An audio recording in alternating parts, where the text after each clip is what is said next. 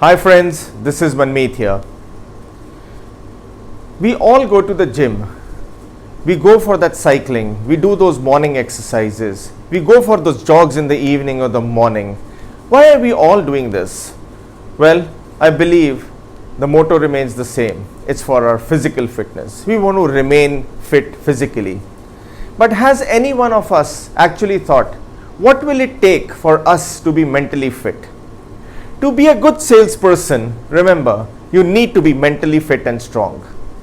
I'll take you through the 7 pillars of good mental fitness so that you turn out to be one of the best salesperson. The first pillar is ambition. You need to be hungry for success. Have that burning desire within you to achieve your goals. Ambition is like fueling the furnace to be successful.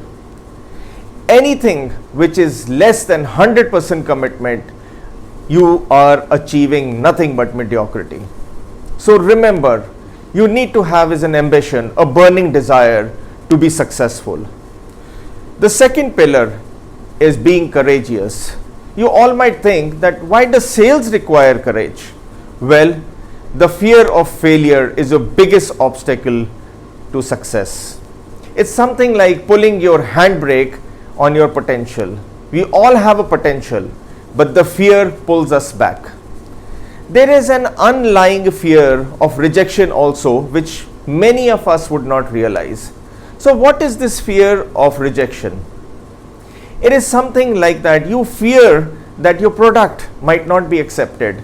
You fear that the services that you're offering to your customers might not want those.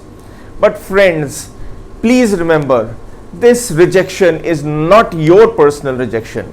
It is the rejection of your product. It is the rejection of the services that you're offering. Do not take it to heart. You need to push your product. You need to push your service, but it should not affect you mentally, personally. The third one is commitment. Be committed to your company. Be committed to your product. Be committed to the services that you're offering, because that gives you that self-confidence. The moment you are moving over to your customer with that kind of self-confidence, it gives him an assurity that what he is going to buy from you is the product or the service that he's looking at.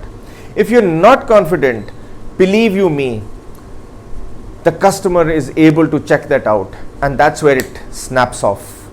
That's where he cuts off from your products or services, and it might lead to the rejection of he buying your product or service. The next pillar is professionalism. This is the fourth pillar. We all say that we are salespeople. Don't term yourself as sales officers, sales executives. Upgrade yourself. Call yourself as sales consultants. Become advisors to your customers. Become consultants to your customers. This is so very important, especially when you're selling those tangible products. We all as salespeople are in a hurry to sell our product and close the deal. But remember, you need to be a good listener to be a good salesperson. Understand what the customer is actually requiring. What does he want from the product or service we are offering? You need to match his requirement with what you are offering to him.